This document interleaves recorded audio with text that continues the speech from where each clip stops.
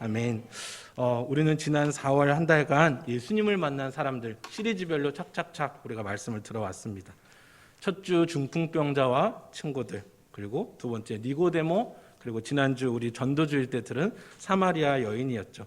오늘 이제 네 번째 시간으로 왕의 신하에 대해서 우리 함께 살펴보려고 합니다.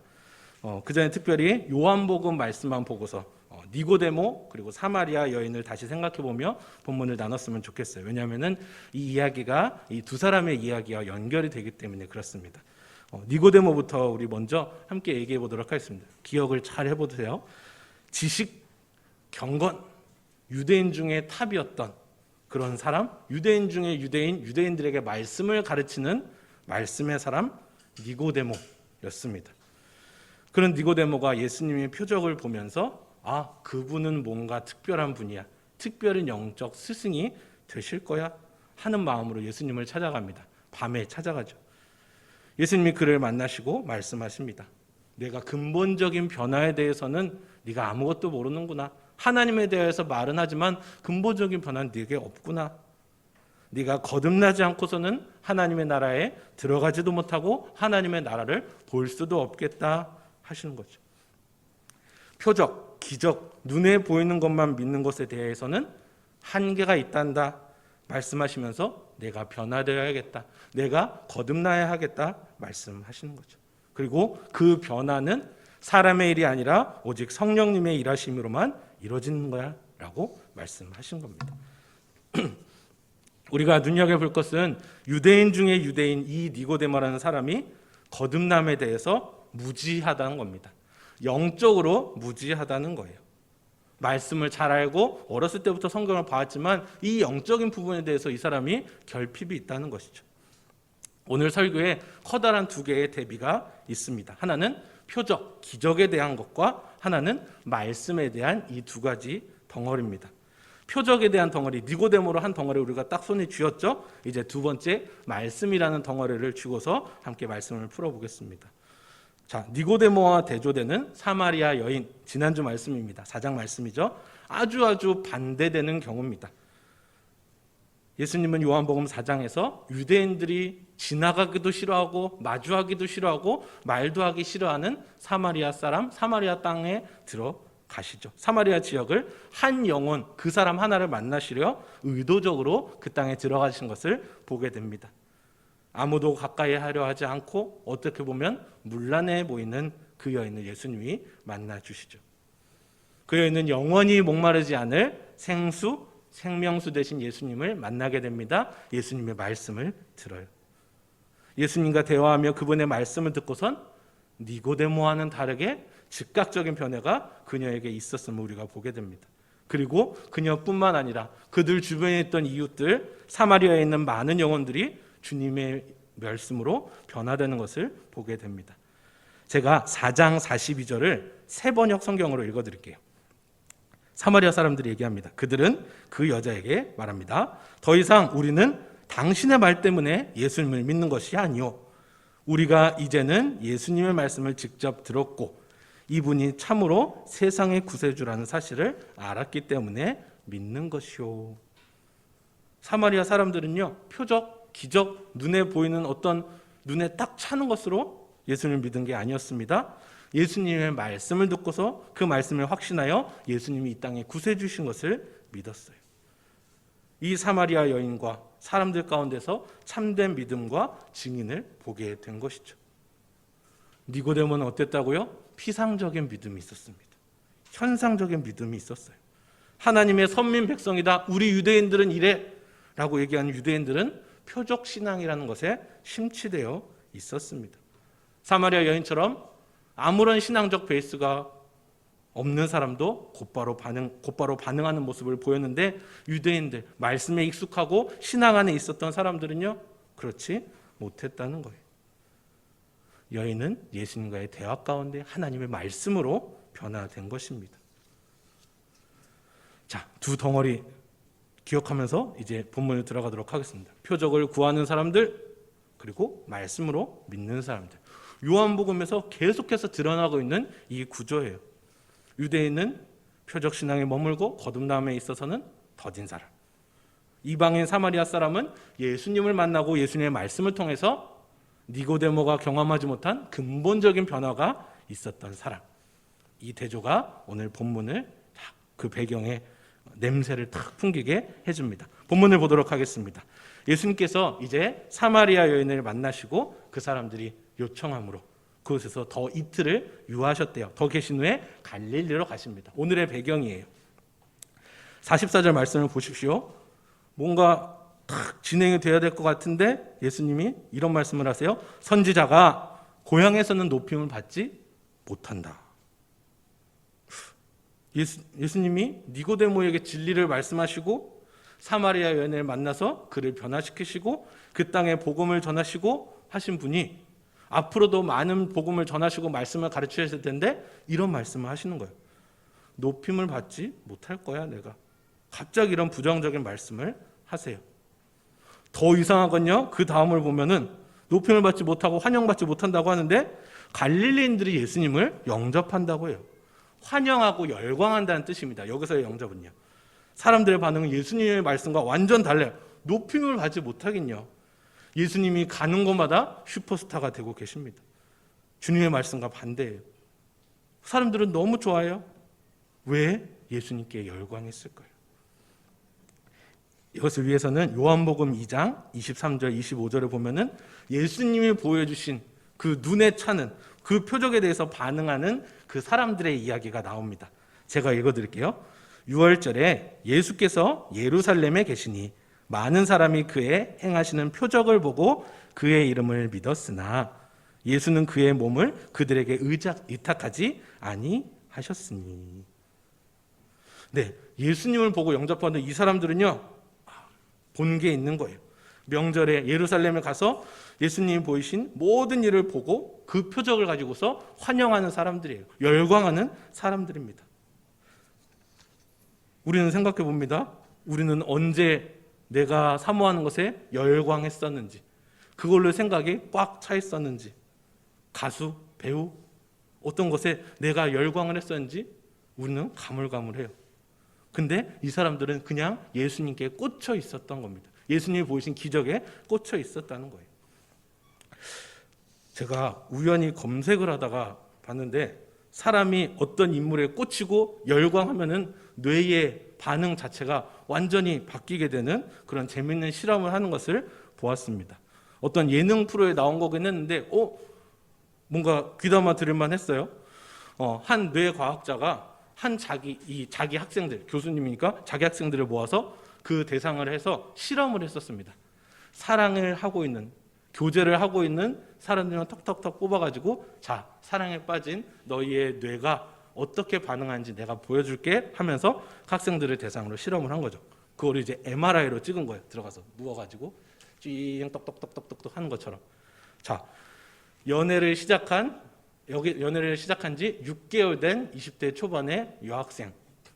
그 학생이 MRI에 들어가기 전에 남자친구 얼굴 한번 쓱 봅니다. 남자친구 사진을 한번 쓱 봐요.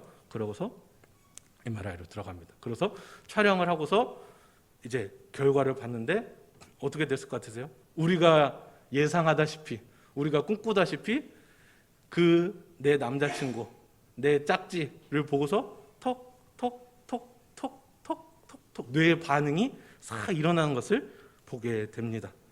정말 아름답게 정말 싹 붉어지는 그 부분의 모습들을 볼 수 있었어요. 그 사람을 생각하면 설레고 오늘은 뭘 할까? 오늘은 뭐 먹지? 오늘은 어디 가지? 생각하면서 뇌의 각각 부분에서 다 반응이 있었다는 겁니다. 다들 그런 때가 언제인지냐 하고서 이렇게 눈빛을 저한테 보내시는 것 같은데, 네. 그리고서 두 번째 실험이 있었던 거예요.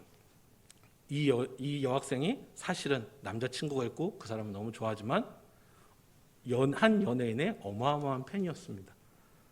조인성 팬이었다고 해요. 조인성 팬이었는데 그 두 번째 실험 하기 전에 자, 이거 사진 한번 볼래? 하고서 그 여학생이 조인성 사진을 보고서 보겠다가 다시 두 번째 실험을 들어갑니다. 어떤 반응이 나왔을까요? 톡톡톡? 아니요. 하면서 그냥 뇌가 터질 듯이 빨개지는 그 뇌 사진이 나왔어요. 폭발적인 반응이었습니다. 그거를 실험을 주도한 우리 교수님이 이렇게 얘기합니다. 사랑 다 필요 없습니다. 잘생기면 끝이에요. 한번 농담으로 얘기했지만 약간 그 남자친구는 어땠을까 생각이 들어요. 1차 실험하고서는 교수님이 선물로 그걸 준대요. 자, 네 남자친구를 생각하는 너의 마음이 내 뇌야 하면서 그 사진 선물로 준대요. 두 번째 실험이 끝나고서는 너 오늘 공부 똑바로 안 하면 이거 남자친구 보여준다. 네. 여러분, 한 사람에게 꽂히면요, 우리의 뇌는 이와 같이 반응합니다. 실험의 내용도 흥미롭고요, 결과도 흥미로워요. 자기 남자친구가 아니라 동경하는 연예인을 봤을 때 이렇게 된다는 거예요. 자기 옆에 무던히 있어주는 사람보다 자극과 자기 보기에 좋은 그런 것에 반응해 버리는 겁니다. 사람의 뇌가 이렇게 반응한대요. 어떻게 보면 우습게 볼 일이 아닌 것 같습니다.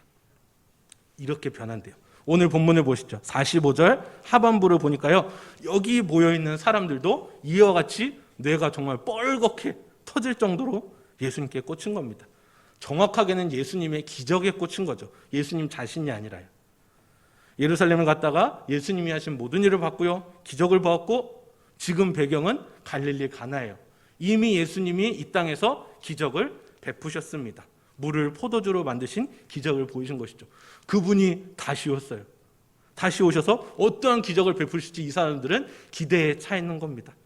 이미 기적을 보이신 분이, 여기서도 예루살렘에서도 기적을 보이신 분이 우리 동네에 오셔서 오늘은 무슨 일을 하실까 열광하는 것이죠. 그것에만 열광한 겁니다. 44절, 선지자가 고향에서 높임을 받지 못한다. 이 말씀의 의미는요, 예수님이 이 마을을 방문하시는 이유와 사람들이 환영하는 이유가 맞지 않다는 얘기입니다. 대속의 예수님은 우리가 원하는 예수님이 아닌데요, 이렇게 사람들이 얘기하는 것 같아요. 요한복음 1장 11절도 이와 같이 얘기합니다. 자기 땅에 오매 자기 백성이 영접지 아니하였으나. 참 빛이신 예수님이 이 땅 가운데 오셨으나 어둠이 깨닫지 못한 것이죠. 그분을 인정하지 않고 사람들이 배척해 버릴 것이라는 예수님의 예언의 말씀입니다.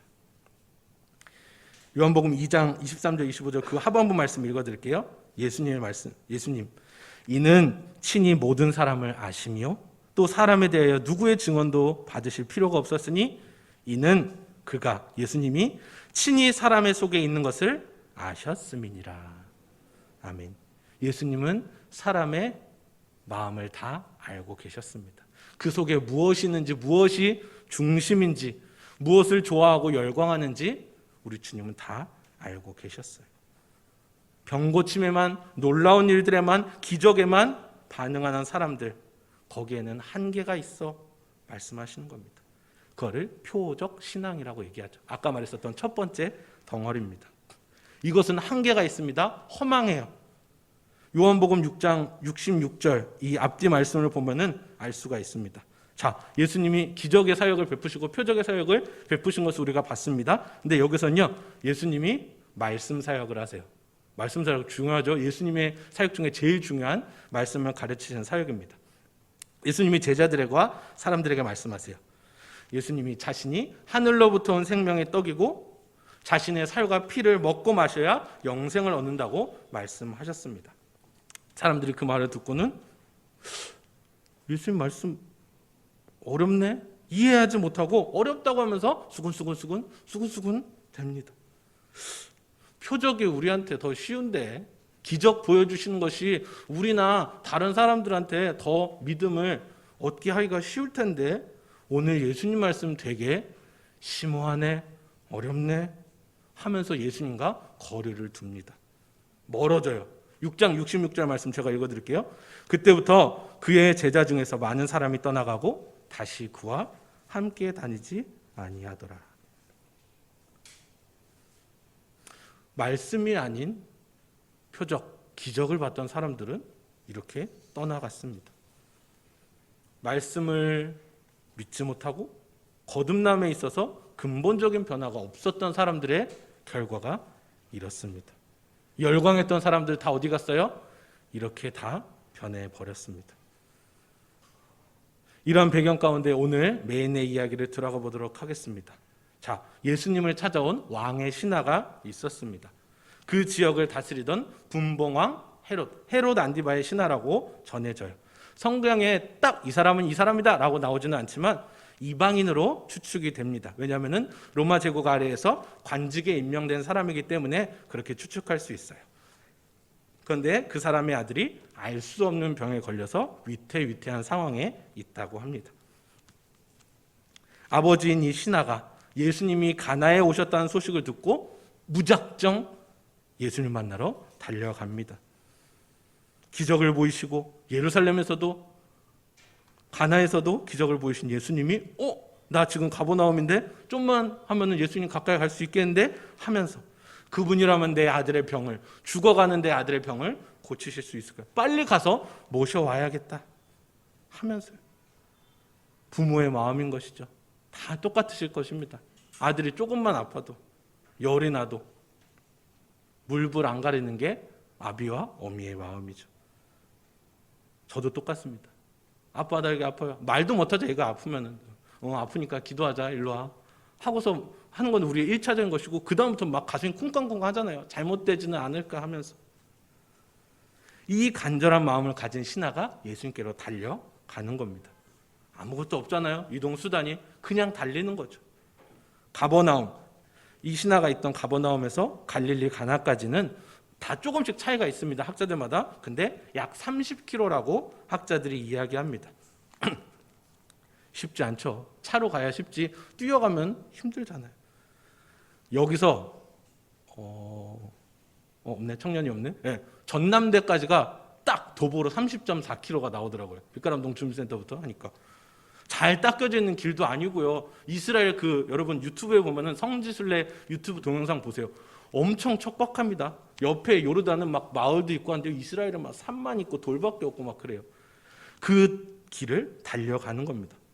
평지만 달려가면 좋죠. 근데 요새 잘 돼 있잖아요. 구글 어스, 구글 맵 보세요. 쭉 가나까지가 오르막입니다. 뭐 등산로가 있겠어요? 똑같이 이스라엘 사람들 우리 주일학교 때 신발 보셨죠? 그냥 끈으로 묶어가지고 바닥 이렇게 하는 거. 달려가는데 발도 아팠겠죠. 1km만 달려도 발이 터질 것 같았을 거예요.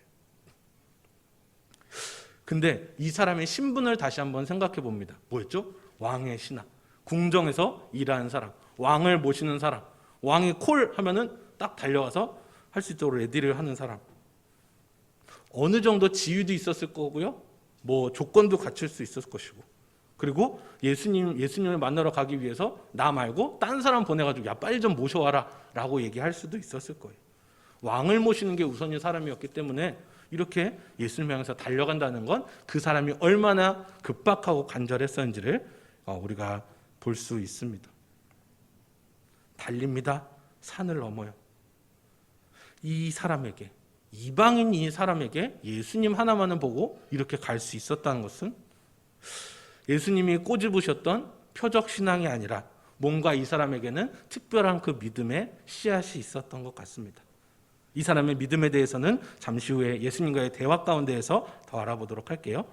간절함이 있었던 이 신하, 예수님을 모시고 가야 됐습니다. 뭐 어떻게 하겠어요? 가셔서 빨리 뭐 안수를 해주시든지 뭘 보여주든지 하세요 하는 마음으로 헐레벌떡 예수님께 달려간 거죠. 그 뵙고 싶었던 예수님을 만나서 그분께 무릎 꿇습니다. 간절히 청합니다. 주님, 내려오셔서 내 아들의 병을 고쳐주십시오. 주님의 대답 나오죠. 다음 절. 너희는 표적과 기적을 보지 못하면 도저히 믿지 않는구나. 도저히 믿지 아니하리라. 작은 믿음을 가지고 달려온 이 신하에게, 급박한 마음, 간절한 마음을 가지고 온 신하에게 예수님이 하신 말씀은 아닌 것 같아요. 좀 차갑습니다. 요한복음 2장 가볼까요? 가나의 혼인잔치에서 포도주가 똑 떨어졌습니다. 예수님의 어머니가 나와서 예수님께 말합니다. 포도주가 없다. 예수님이 말씀하시는 거 다 알고 계시죠? 여자여, 이 일이 나와 무슨 상관이 있나이까? 이것과 이 거절의 말씀같이 들려요. 이 말을 듣고도 거듭하여, 원문에 보니까 거듭하여, 반복하여라는 말이 나오더라고요. 예수님께 요청합니다. 주님, 내 아이가 죽기 전에 빨리 오셔서 고쳐주십시오. 내려오셔서 저랑 같이 가세요. 말씀하시는 겁니다. 그 신하의 믿음에 예수님은 이렇게 말씀하십니다. 가라, 내 아들이 살아있다. 예수님의 말씀만 있습니다. 유대인들이 원하던 그 표적, 기적은 일어나지 않았어요. 아무것도 보여주지 않으셨습니다. 같이 가달라고 했던 이 신하의 요구도 들어주지 않으세요. 그저 말씀하심으로 가거라 말씀하시는 겁니다.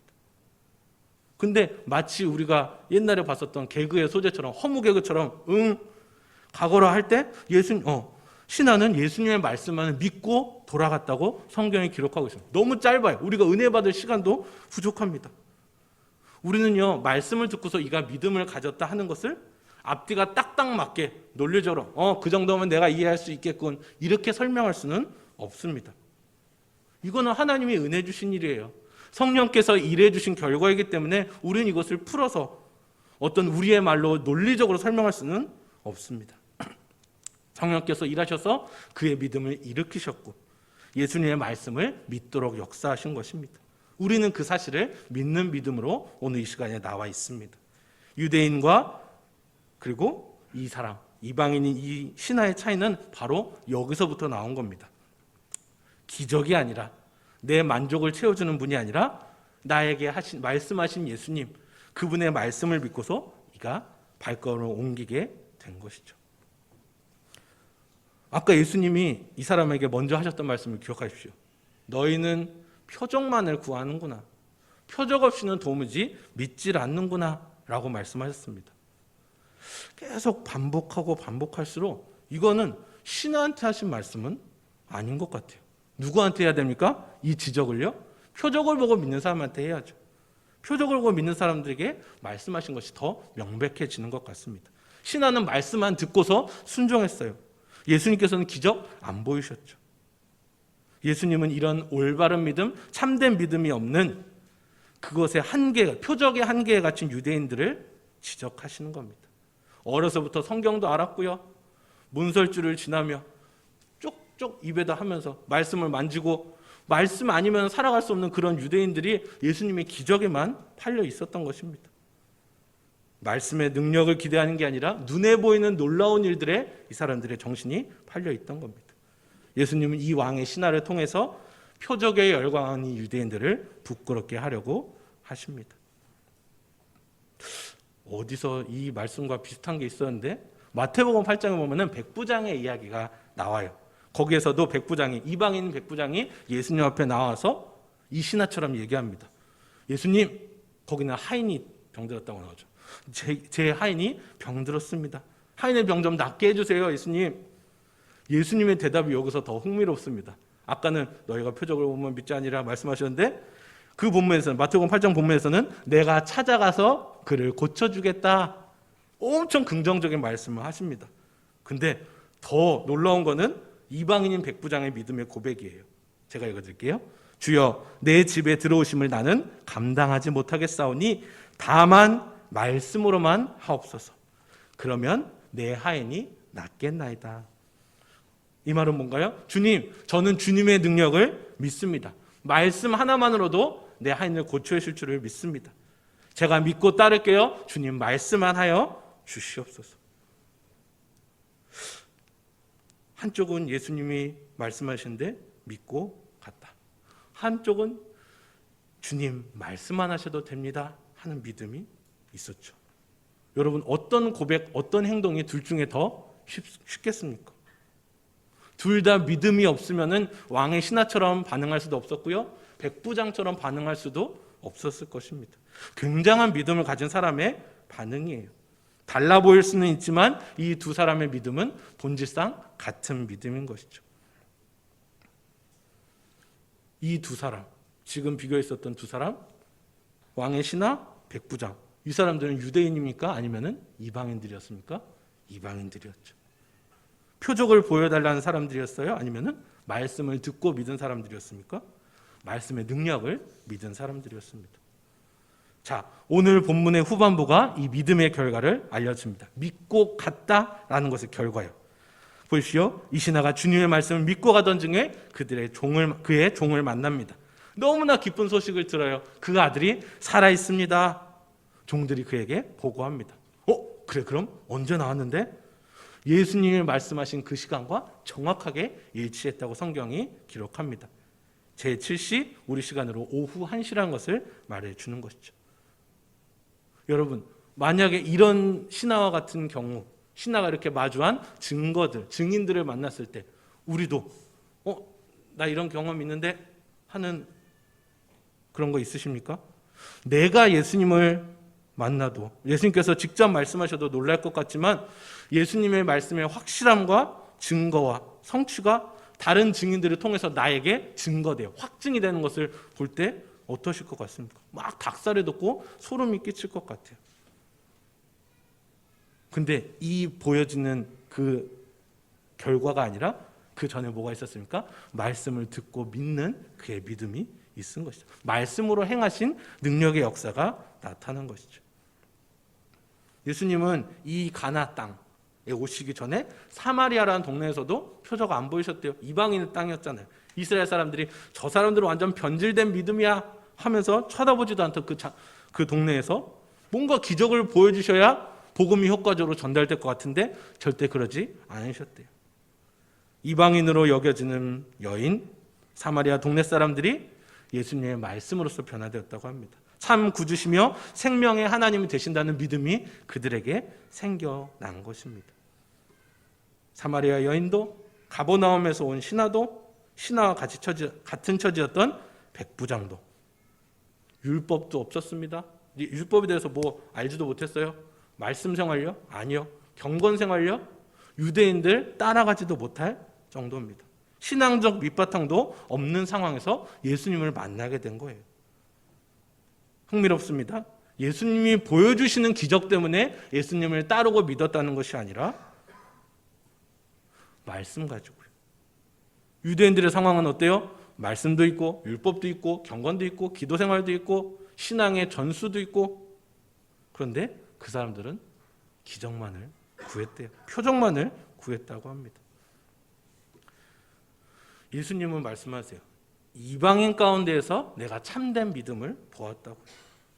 근데 정작 하나님의 백성이라고 얘기하는 이 유대인들 가운데에서는 믿는다고는 얘기하지만 그냥 피상적인 믿음에 그친 서글픈 현실을 요한복음을 기록한 요한이 계속해서 반복적으로 얘기합니다. 예수님의 사역 가운데서 이게 계속 일관성 있게 계속 나타나요. 성경을 보세요.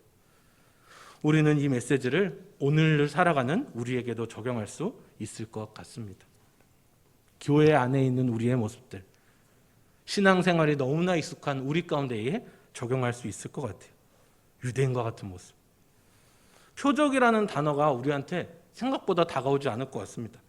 전 기적 바라지도 않아요. 저도 말씀 좋아해요. 설교 시간 좋아합니다. 표적이라는 단어 저랑 멀어요. 얘기할 수 있겠습니다만 이렇게 바꿔볼게요. 표적은 우리 눈에 보기에 좋은 무언가를 이야기하는 겁니다. 하나님의 신실한 약속의 말씀보다, 그 확신보다 신속한 문제 해결을 해주시는 하나님, 그것을 이루어주시는 하나님께 우리는 유대인들과 같이 열광합니다. 기도의 응답, 내 남편의 변화, 아내의 변화, 자녀의 변화, 내 만족과 유익이 되는 것이 앞에 나타나기만 하면 우리도 뇌의 변화가 있고 열광하게 됩니다. 아니야, 교회 울타리 안에서 있기 때문에 나는 언제나 하나님께 예배하는 것이 익숙하고 진지하고 여기가 편하지. 여러분, 이 마음이요 니고데모의 마음이었어요. 예수님이 질책하시잖아요. 너에게 영적인 무지가 있다. 네가 거듭나야 하겠다. 오늘 말씀을 보는 우리에게 주님이 우리에게 이렇게 말씀하신 것 같아요. 너희에게 참된 믿음이 있느냐. 우리는요 교회 너무 익숙합니다. 다 2주에 오시면서도 우리는 튀어나가지 않고 교회를 찾아서 이 자리 가운데 모여서 한 교회를 또 이뤘잖아요. 들을 설교도 너무너무 많고요. 우리 교회만 해도 계속 한 주에 설교가 몇 편이에요. 그죠? 매일 아침 올라가는 8시에 올라가는 아침 기도의 말씀 다 듣고 계시죠? 분들이 점점점 밤에 들으면 되죠 하는 그 눈빛들이 있는 것 같습니다. 유명하다고 하시는 목사님의 설교도 딱 들어보고 말씀을 보는 것에 기뻐하고 저희 하나님 멀리하지 않아요 하는 우리의 고백이 있지만요, 그 안에서 하나님의 말씀에 대한 신뢰는 우리에게 있는지, 왜 주님을 신뢰하지 못하는지, 말씀이 확실하면 우리는 왜 체험하지 못하고 있는지 봅니다. 나는 모태신앙이고 결혼도 신앙 안에서 했고 아이들과 지금 집에서 가정예배도 드리고 교회 안을 벗어나지 않고 살고 있으니 나는 하나님과 가장 가까워, 이렇게 생각했는데 누구 생각이라고요? 이것도 니고데모의 생각이에요. 경건 생활의 탑. 주님은 거듭나지 않고서는 하나님 나라에 들어갈 수 없고 볼 수도 없다고 말씀하십니다. 우리 안에서도 이와 같은 피상적인 믿음이 있다는 거예요. 저도 마찬가지입니다. 오히려 교회 안에만 있어서 나는 안전해, 내 믿음은 봐줄만 하잖아 하는 우리의 어리석음이 하나님에 대한 믿음, 말씀에 대한 믿음을 저 멀리 떨어뜨려 놓은 것이 아닌가 생각합니다. 오늘 나오는 이 왕의 신화보다, 이방인인 사마리아 여인의 그 믿음보다 한참 뒤떨어지는 우리의 모습이 있을 수도 있다는 거죠. 좀 더 들어가 보겠습니다. 여러분들의 기도 제목은 요새 어떤 거를 기도하고 계십니까? 어떤 걸 나누고 계세요? 회사에서 마음에 안 맞는 동료가 있는데, 선임이건 아랫사람이건 그 사람 때문에 일하기가 힘들어요. 그 사람과 관계가 진전되게 하소서. 네, 좋습니다. 사춘기인 우리 자녀가 예배를 드리는 것에 있어서 좀 성숙했으면 좋겠어요. 변화가 있으면 좋겠어요. 네, 우리 마을에 몸이 안 좋으신 교우분이 있어요. 속히 회복했으면 좋겠어요. 네, 기도해야 할 내용들입니다. 맞습니다. 근데 여러분, 하나님이 그 기도 응답해 주지 않으시면 예수님이 안 믿으실 건가요? 예수님을 배척했었던 사람들처럼 그렇게 돌아버리고 그분을 떠나실 것입니까? 피상적인 믿음은요, 현실적인, 그 현상적인 믿음은요, 유대인뿐만 아니라요, 교회가 너무너무 편하고 예수님을 사랑한다고 고백하는 우리의 마음속에도 여전히 남아 있다는 것입니다. 오늘 본문을 보니 내 믿음이 어떠한지 생각이 돼요. 나는 이 왕의 신하처럼 예수님의 말씀만 믿고 그렇게 행할 수 있었을까? 믿고 가라 말씀하시는데 다시 물어볼 것 같아요. 진짜요? 예수님 확실해요? 지금 가면 될까요? 재차 물었을 것 같습니다. 수십 년간 신앙생활을 하고 설교도 익숙하고 찬양도 익숙하고 교회적인 어떤 문화 같은 것도 익숙한 내게 짜여진 신앙의 틀 가운데 있는 우리의 모습은 유대인들 니고데모와 같은 확률이 굉장히 높습니다. 온 세상을 지으시고 죄인을 위해 이 땅에 죽으러 오신 예수님을 믿는 믿음이 아니라 기적을 보여주시고 열광케 해주시는 그 만족과 유익을 채워주시는 예수님의 그것에 집중한 모습만 본다는 것이죠. 기도의 응답의 체험만 간증이 됩니다. 전도의 도구가 돼요. 예수 믿었더니 잘 됐다더라 하는 것만이 교회 안에서의 은혜 나눔이 될 때가 있어요. 우리 너무나 잘 알고 있지 않습니까? 표적신앙 계속 반복했지만 좀 멀죠. 우리가 생각하기에. 하지만 그 표적을 구하는 것만으로는, 우리의 만족을 채워주시는 하나님만 바라보기에는 우리는 주님의 자녀도 될 수 없고요, 제자도 될 수 없고요, 주님의 군사도 될 수 없습니다. 근본적인 변화 없이는, 거듭남의 변화 없이는 은혜를 받는 것도, 구원에 이르는 것도, 하나님 나라를 보고 들어가는 것에도 이를 수 없다고 주님은 우리에게 말씀하십니다. 이 주님의 말씀을 믿는 것 우리의 힘으로 될까요? 당연히 안 되죠. 믿음이 생기는 것도요, 우리의 어떤 열공 모드로서 교리를 보고 성경을 보고 아니죠. 믿음이 생기고 믿음을 나아가는 것, 그 모든 것도 다 우리의 힘으로 할 수 없습니다. 우리 마음속에 계신 성령님께서 일하여 주실 줄로 믿습니다. 내 의지만 내세우면요, 유대인처럼 되는 거예요. 경건은 탑이죠. 하지만 예수님이 그를 인정하지 않으세요. 우리의 본성처럼 우리는 내 필요를 구하는, 내 만족을 구하는, 기도응답의 결과를 구하는 그런 믿음에만 그치게 된다는 겁니다. 다 변하고, 여러분 신학도 변하고요, 성경 해석도 변하고요, 다 변하지만 우리는 그걸 알아야 됩니다. 하나님의 말씀은 영원토록 변하지 않습니다. 다른 건 다 변해요. 사람도 변하고, 여기 성경 가운데 사람도 변했잖아요. 하지만 주의 말씀은 변하지 않습니다. 불변합니다. 그리고 우리에게 믿음을 주시는 영원한 하나님의 말씀이 됩니다. 성령님의 도우심이 없다면요, 이 말씀을 말씀으로 받아들일 수도 없고요, 인간은 계속해서 뭔가 부족한데 하면 다른 것 찾게 되는 겁니다. 하나님이 아닌 다른 것에 열광할 수 있어요. 많이 보잖아요.